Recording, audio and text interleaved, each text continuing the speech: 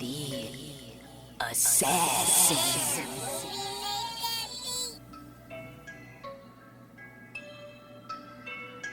You know I break necks, call me Jack Tate. I have no regrets while your life is fading. I'm a crazy fuck equivalent to Satan. When I'm behind the mic, I feel like the greatest. You know I break necks, call me Jack Tate. I have no regrets while your life is fading. I'm a crazy fuck equivalent to Satan. When I'm behind the mic, I feel like the greatest. What up, y'all? You're listening to Sports Talk with Tropp, and I'm your host, Katie Tropp. Well, I'm back from vacation. Had a great time in Denver. Always a great city to check out. I've checked out Denver 3 years in a row, so definitely love the place. It's always great to check out the legal cities, especially Colorado is on some when it comes to legalized weed. They know their shit. They got dispensaries out the ass, and they have product out the ass, and definitely by far, out of all the legal states that I have visited throughout the last few years, Denver or just the state of Colorado does it on a whole other level, and I fucking love it. But even beyond the dispensaries, Denver's a great city. They have some great restaurants. Actually, the restaurant that I liked the most this time around that we checked out was Asian restaurant called Cholan. That is just in the middle of downtown. Great Asian restaurant, but by far my favorite dispensary. I'd say it's been top notch every time I've checked it out the last 3 years in a row is a place called The Green Solution. Great product, and just always have great weed, and I just love walking in there. But also some new product this year is Mike Tyson. He actually has his own line of weed. It's called Tyson 2.0. And let me tell you, I tried one of the pre-rolls last night before bed, and let me tell you, that shit knocked me the fuck out. So Mike Tyson's weed, if you get a chance, you should check it out if you partake, because it's definitely worth it. And I mean, I had to try it just because I am a big Mike Tyson fan, but it turned out good. So definitely enjoyed myself there. I also ended up going to Colorado Rockies game. They played the San Diego Padres. Saw them on Thursday. It was a day game. The Rockies ended up winning the game 8-5, and it was a cool stadium too. It was actually a good game. The Rockies actually came out, and it was like 5-0 to start, but then the Padres started getting it going in the fifth or the sixth inning, and they ended up tying it up. It was 5-5, but then the Rockies ran away with it and ended up getting the win. But it was a cool play, cool stadium, nice little spot downtown. Parking was easy. Everything about it was very easy to get to, and it was just a cool stadium. So yeah, definitely, if you get a chance to check out a Rockies game, you should definitely do that. I do have one gripe, and it's not about this game in particular. It's something that's been happening over the last like 5 to 7 years now, where games and concerts, they're not offering physical tickets anymore. It's now like, oh, you get your stupid digital ticket on your phone.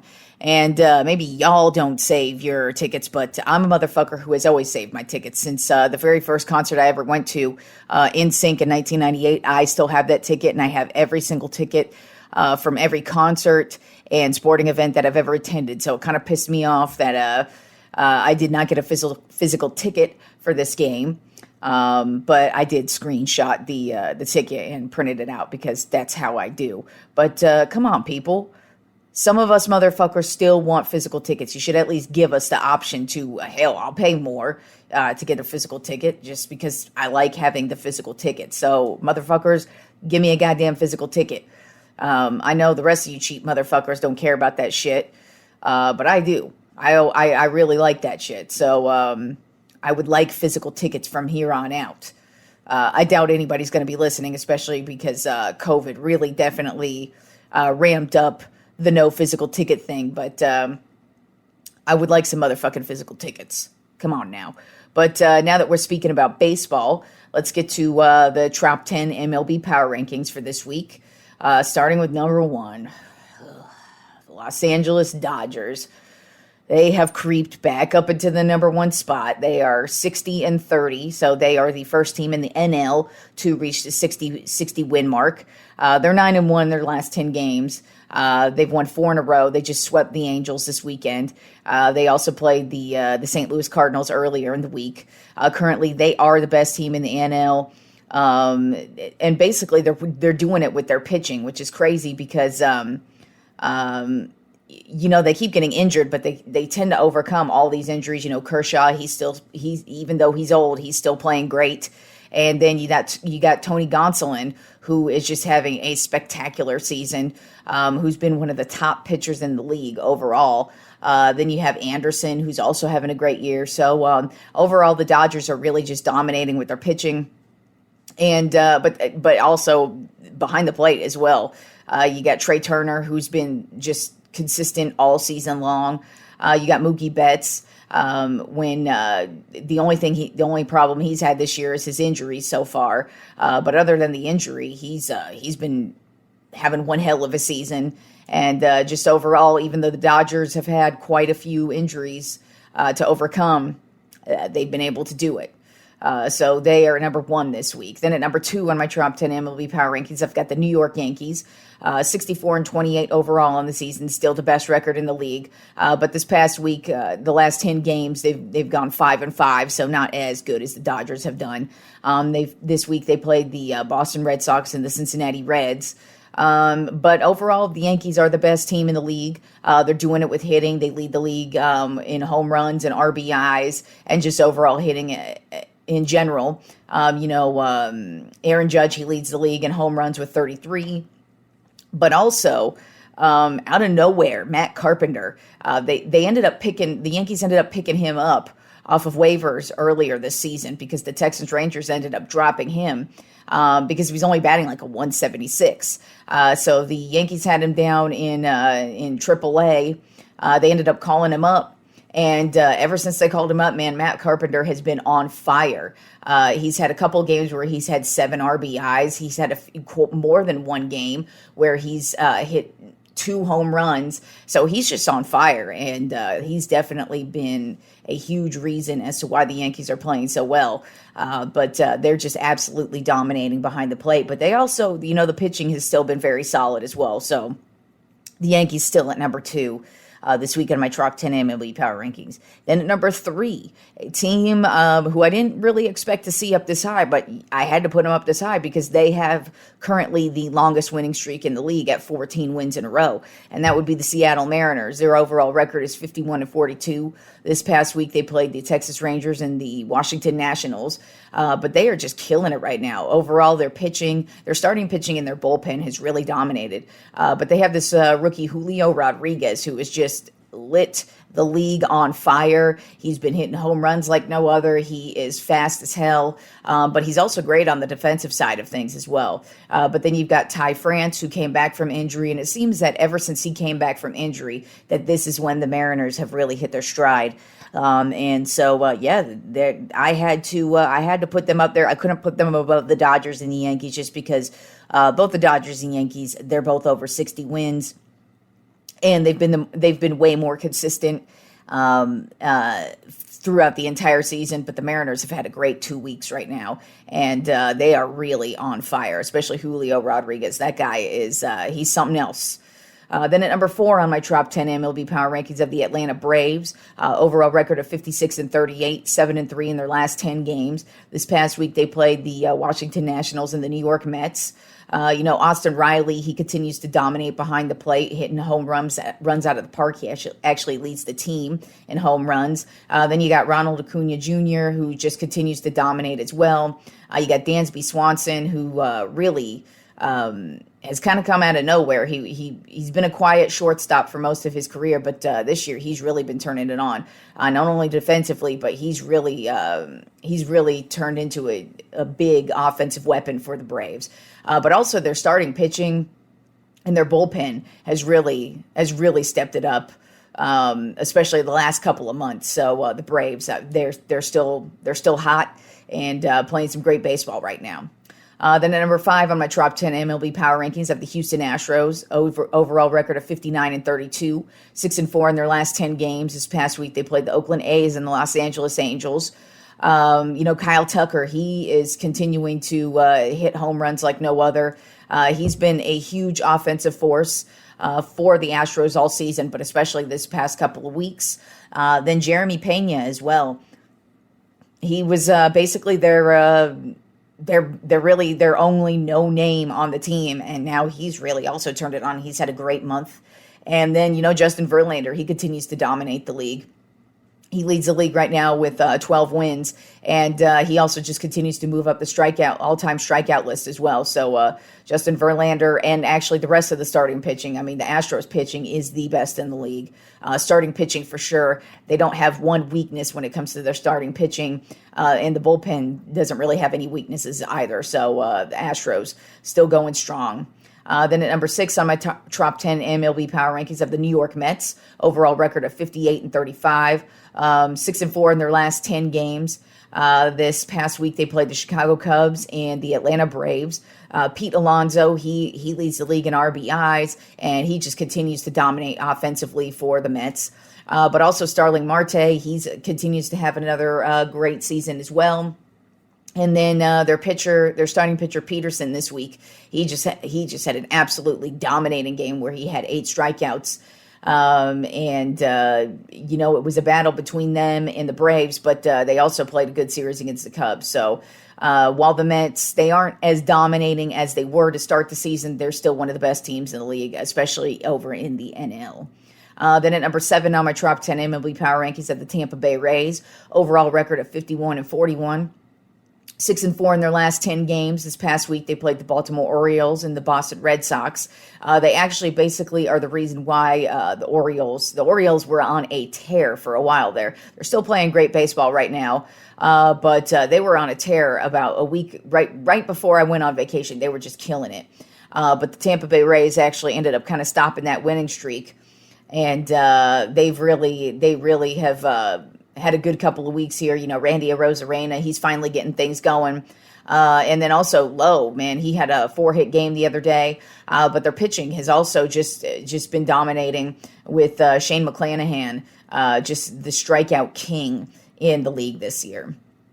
Then at number 8 on my top 10 MLB Power Rankings of the St. Louis Cardinals, overall record of 50-44, 6-4 in their last 10 games. This past week they played the Cincinnati Reds and the Los Angeles Dodgers. But Paul Goldschmidt, man, this guy continues to rake. He hit his 300th career home run this week. But it's not even just the home runs. He knows how to play small ball. He knows how to get. He knows how to just hit it where he needs to, and he's great at scoring runs, and he's just been an all-around great player for the St. Louis Cardinals this season. Definitely a huge NL MVP candidate, at least at this point in the season.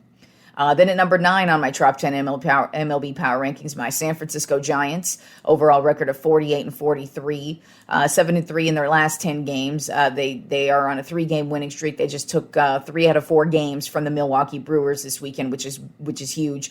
They also played a good series against the Arizona Diamondbacks earlier in the week. I still don't know how I feel about the Giants. I feel like they do need to make a move at some point before the trade deadline.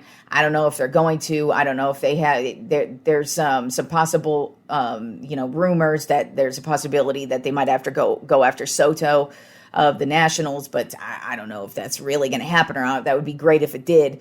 But that's basically what the Giants are missing, in my opinion. But hey, they did have a good last week and a half here, especially against the Brewers, who are a really solid team, especially in the NL. And they had a solid week. Webb continues to dominate behind the plate. Rodon continues to dominate behind the plate. But also offensively, it's just basically next man up, and everybody's been getting hits the last couple of weeks. And so the Giants have moved up a bit in my power rankings, but I don't know if I believe in them just yet. And then rounding out my top 10 MLB power rankings this week are the Philadelphia Phillies. Overall record of 49-43, 6-4 in their last 10 games. They've won their last 3 games in a row. This past week, they played the Florida Marlins and the Toronto Blue Jays, 2 really good teams, especially the Marlins. They just swept the Marlins. Kyle Schwarber, he leads the NL in home runs right now, and he just, it feels like every other game he's got 2 home runs in each game, so he's having a great season. But then you also have Aaron Nola, who not only has he had a dominating season as well, but he is coming off of 10 strikeout game where he had 8 scoreless innings pitched, and he almost pitched a perfect game the other day against the Marlins. So the Phillies, while it felt like the beginning of their season they weren't going to amount to shit so far, ever since they fired Joe Girardi, they've really turned things around. And they're overcoming the injury to Bryce Harper. So right now, you got to look at the Phillies and give it up to them. They're playing some great baseball, and that's the third team from their division that's actually in the top 10 this week. I had the Braves in there, and then the Mets as well. So 3 teams from that division. It's going to be a battle all the way until the end. We are at the midway point in the season, so there's some league leaders we could talk about here. Before I get to the league leaders, though, I was talking about Juan Soto and possibly being traded from the Nationals, and that's because earlier in the week, Juan Soto ended up turning down a $440 million extension from the Washington Nationals. I don't blame him at all, because you could tell the Nationals are probably not going to be a good team, at least for in the near future. And so if I was him, I probably wouldn't sign with them either, because he's going to get paid regardless. Soto's a young guy. He's proven that he's been a highly touted recruit since before he was drafted. Then when he was drafted and played in the minor leagues with the Nationals, he was highly touted then. And then he's really been a solid player since the day he hit the league. So regardless of whether it's the Nationals who end up re-signing him or if he goes somewhere else, dude's getting paid. So it's not like he turned down $440 million and he's not going to get that from somewhere else. He's more than likely going to get that and possibly more, because he's definitely a generational player, and he's definitely going to change the trajectory of any type of team. So I wouldn't be shocked if the Washington Nationals end up trading him, because if they don't get him through an extension, that more than likely means they're going to lose him. And if they end up losing him, they should at least get something in return. So trading him is probably going to be the best route for them. There's a whole bunch of teams right now in the mix. And so there really isn't any real legit trade destination. Like I just was talking about with the Giants, I would love if they traded for him. I don't know who they could give up. But I would love to see him in a Giants uniform, because he's exactly the type of dude that they're missing right now. They're missing a big star to help complete this team, because they've got a really solid starting pitching. Their bullpen's okay.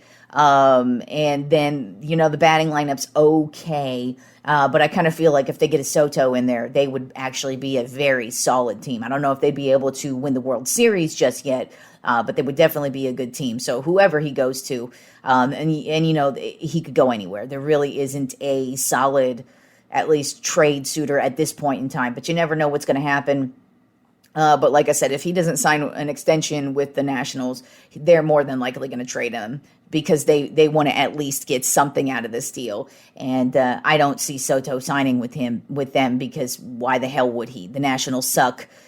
So why not get paid? He's going to get paid, and hopefully he can go somewhere where he has the opportunity to at least compete and possibly win a World Series, which he more than likely doesn't have that option coming to him playing for the Nationals. All right, and so like I said, league leaders at this current point in time. Let's talk about the division leaders. Right now, the New York Yankees are leading the AL East by 13 games ahead of the Tampa Bay Rays right now. So I think it's safe to say that the Yankees probably have that division wrapped up. Then it's just going to be up to the rest of the teams below them to fight for those, because there are 3 wild card spots this year. So there's a strong possibility that, hey, maybe 3 of those wild card spots could go to these AL East teams, because the AL East is beating up on each other, but the Yankees have such a solid lead. And I don't really see them falling apart the second half of the season, so they're probably going to take this division easily. Then over in the AL Central, right now the Minnesota Twins hold a 2-game lead over the Cleveland Guardians. So this division is still up for grabs, really, by anybody.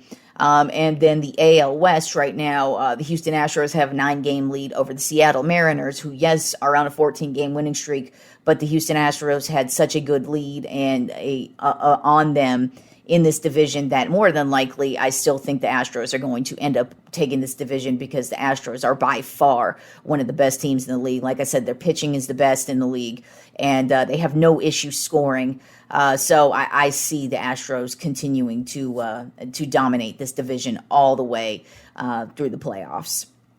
Then moving over to the NL East, right now the New York Mets have a 2.5-game lead over the Atlanta Braves, so anything can happen in the East.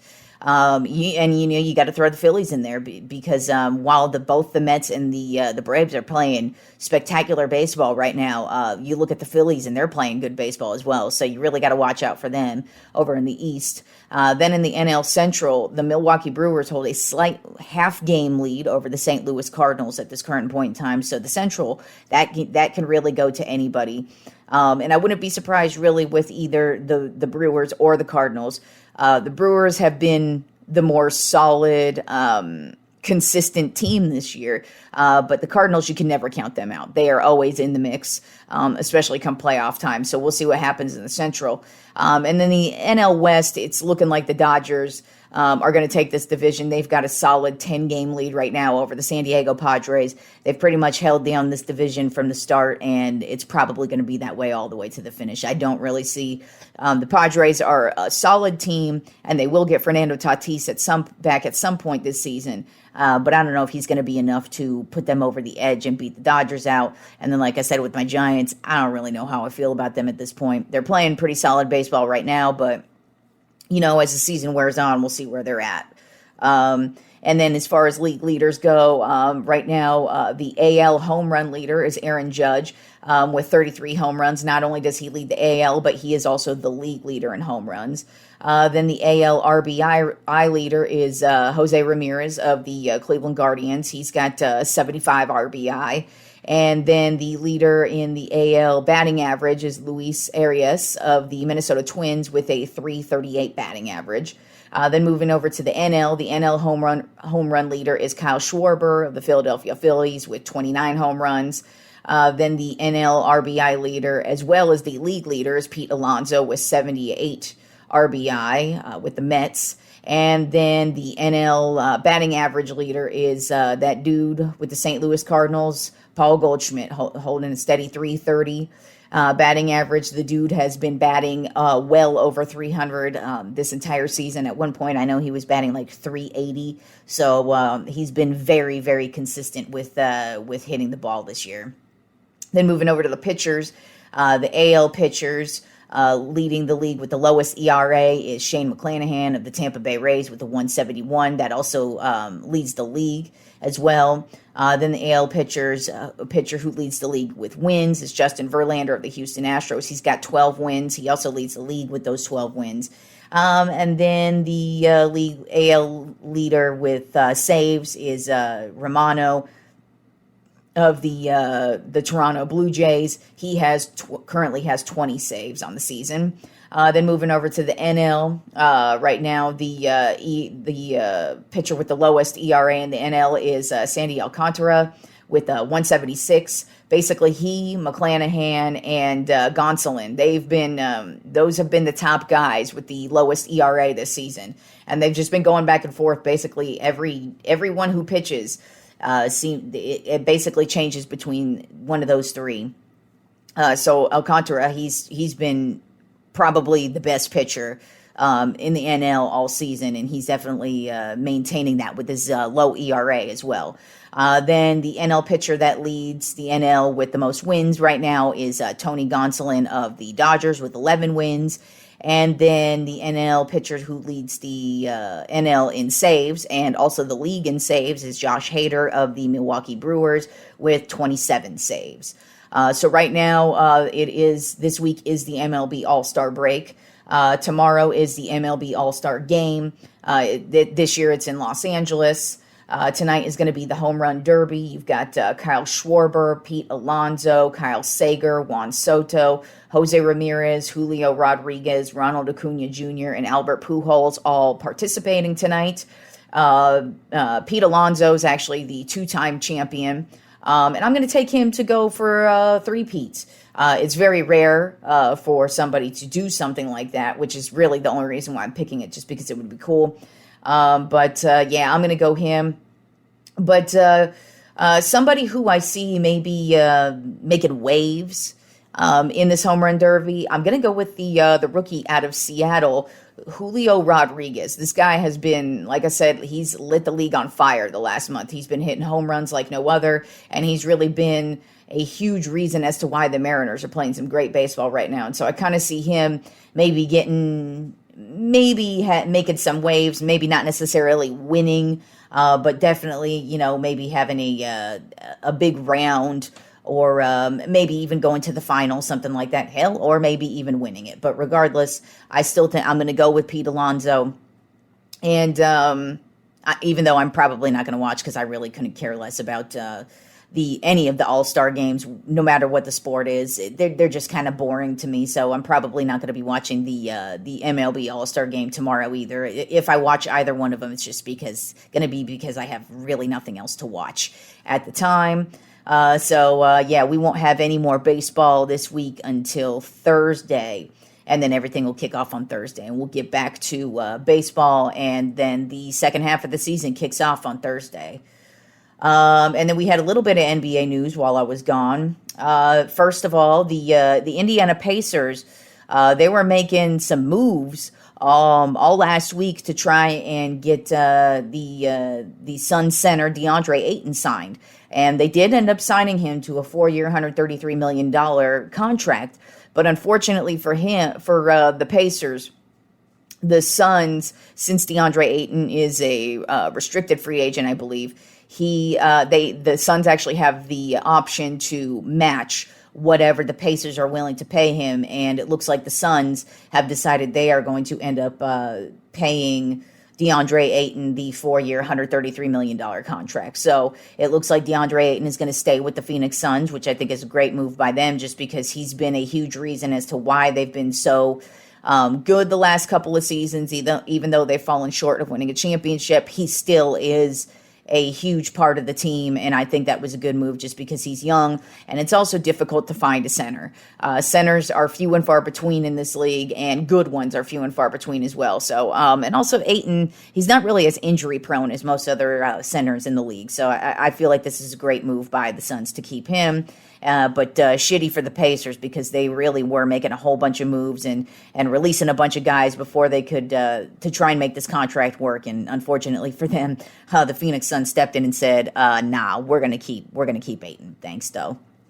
Then also the Portland Trailblazers actually ended up giving Damian Lillard a 2-year extension worth $225 million. I think it's 2023, he's going to make something like $58 million. And then the following season, 2024, he's going to make $63 million. So congratulations to you, Damian Lillard.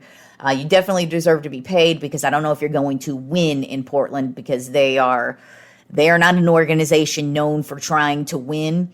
They're actually, I'm shocked that he's even being given the extension, because they're actually usually an organization who's known for giving up on their players and trading them away. So good for him. He's definitely taken home the bag and definitely getting paid, that's for sure. And he deserves to get paid, because not only is he a great player, but he's going to be stuck in Portland for the rest of his career, it seems to be. So at least he's getting paid to stay in shitty-ass Portland.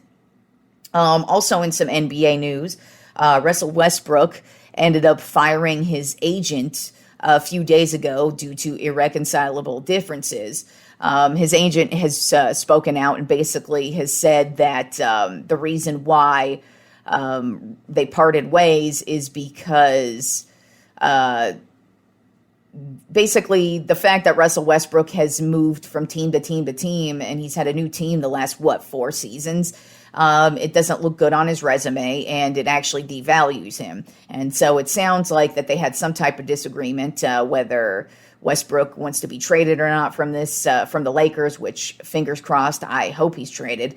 Not for Kyrie Irving, though. I'd rather stay where we're at. I don't think there's any type of improvement if it's for Kyrie Irving, but what the fuck?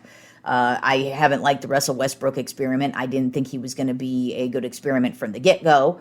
But the fact that he fired his agent, and his agent's basically saying that they parted ways because they didn't see eye to eye on what's to come. That really isn't shocking, but hopefully the Lakers will be moving on from Russell Westbrook, and hopefully it's not with Kyrie Irving. And then just the last little bit of NBA news. Looks like James Harden is going to end up re-signing with the Philadelphia 76ers, but he's not going to be signing a huge deal, which is what most people thought he would get.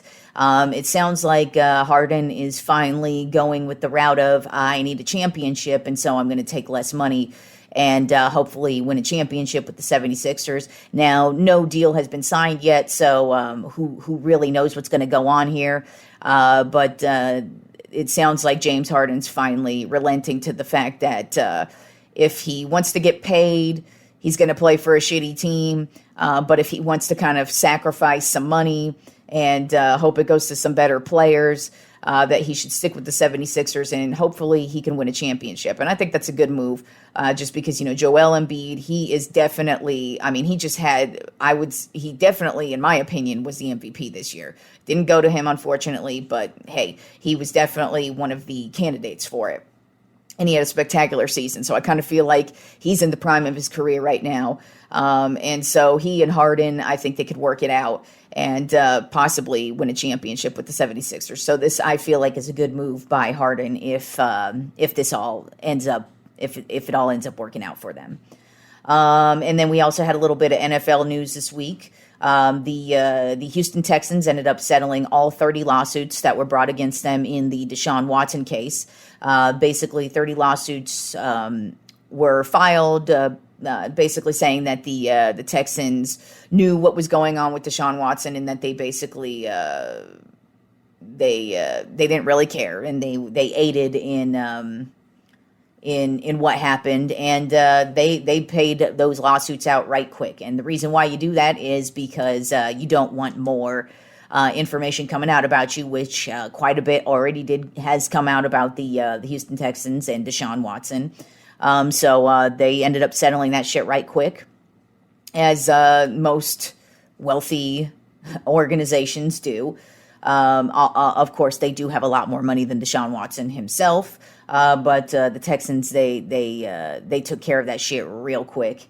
And I know the losers who think this is just a money grab are saying that exact thing. Say, look, it's just about the money, but nah, the Texans and Deshaun Watson all deserve to pay for this. And so I have no issues with the money grab on this one, but I'm sure plenty of crybabies have quite a few issues with it. But yeah, sucks for y'all.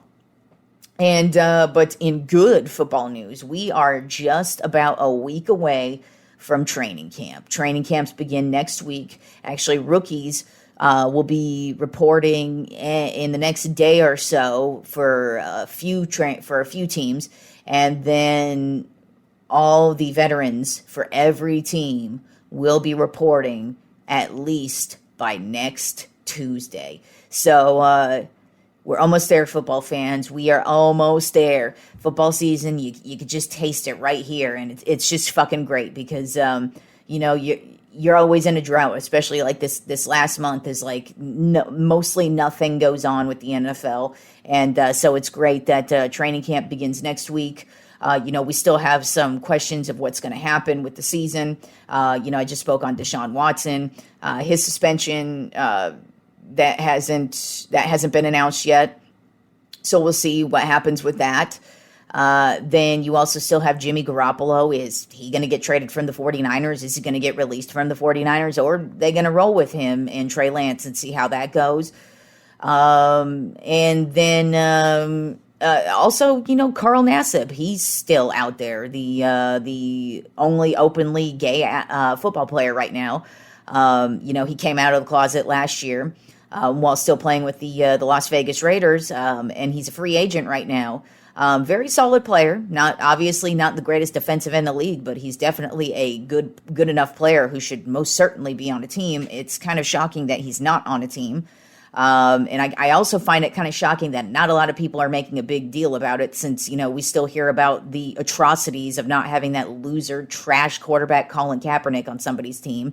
And that dude hasn't played in fucking years, but yet we still got to hear about, somebody should sign him. Well, somebody should be signing Carl Nassib, because he actually is a current NFL player, and he's actually a pretty decent NFL player.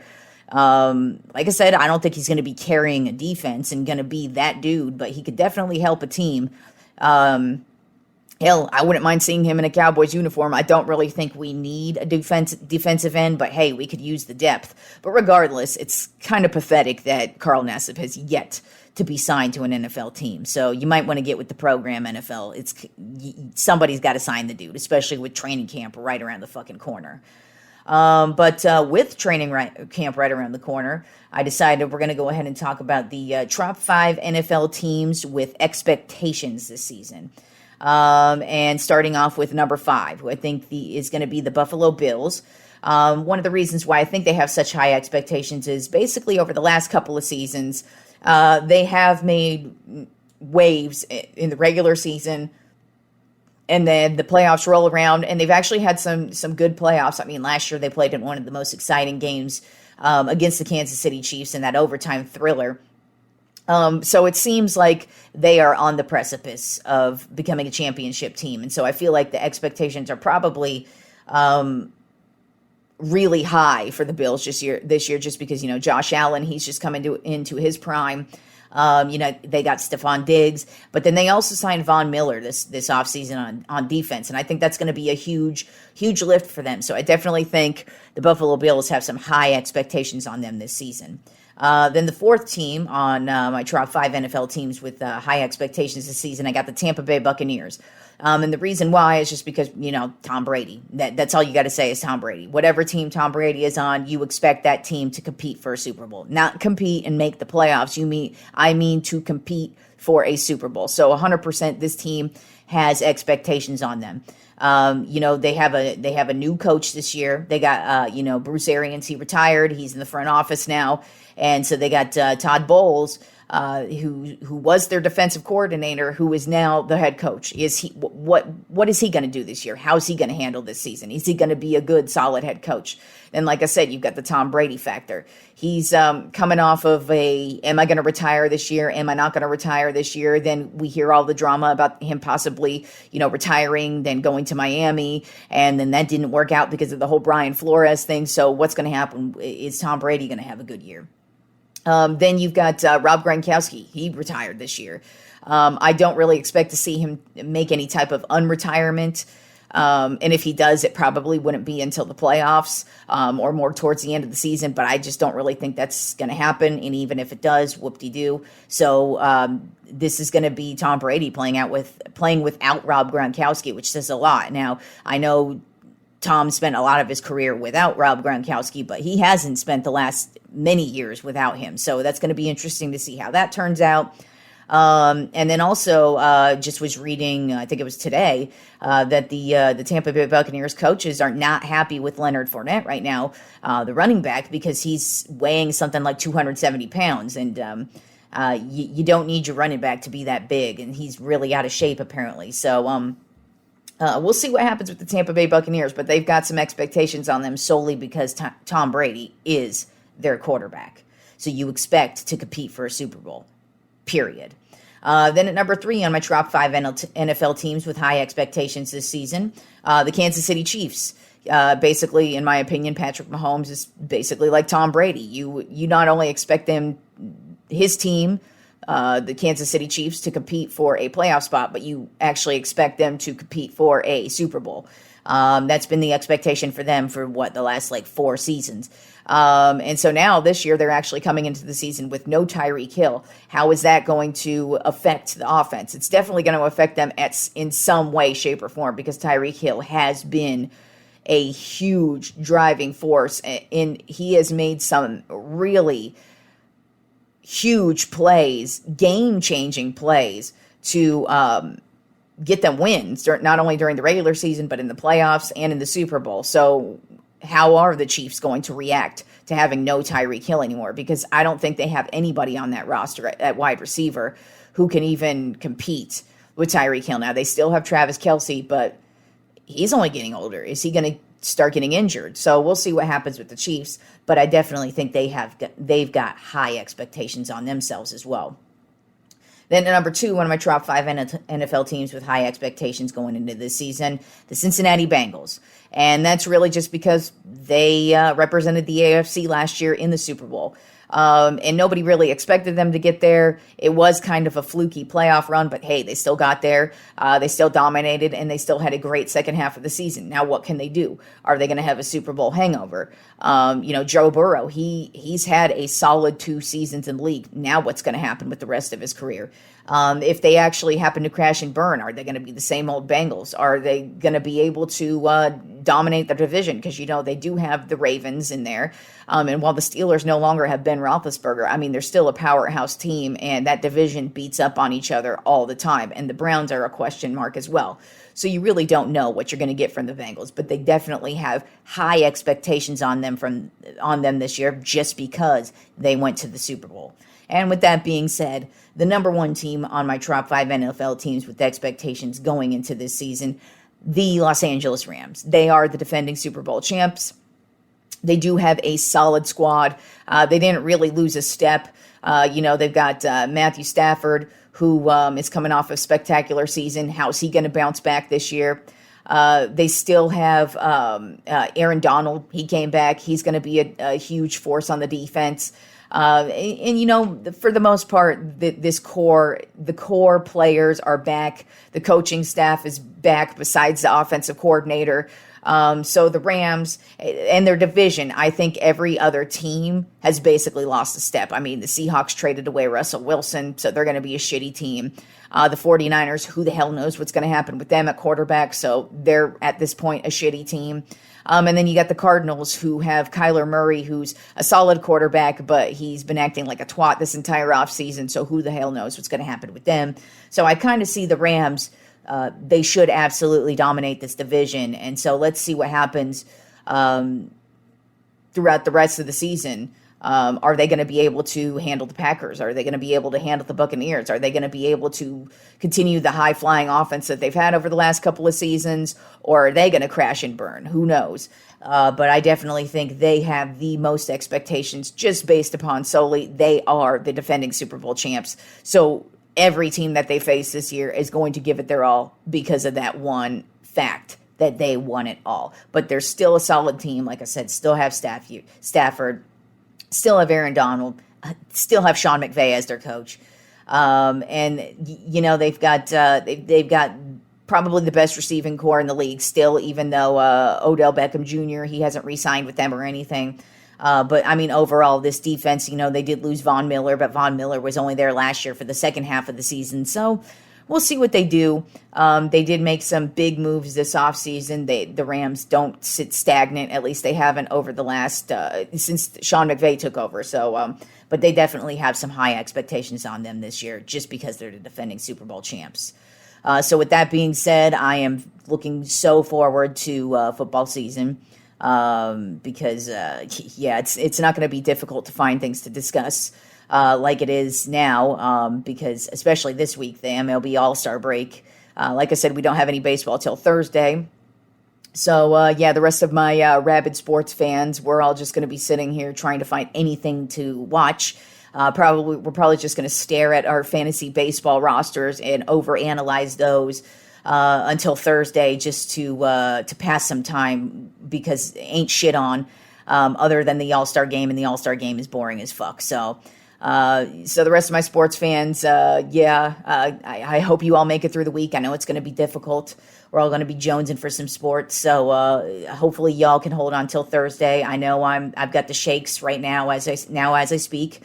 I'll talk to you fucktards on Friday. Peace.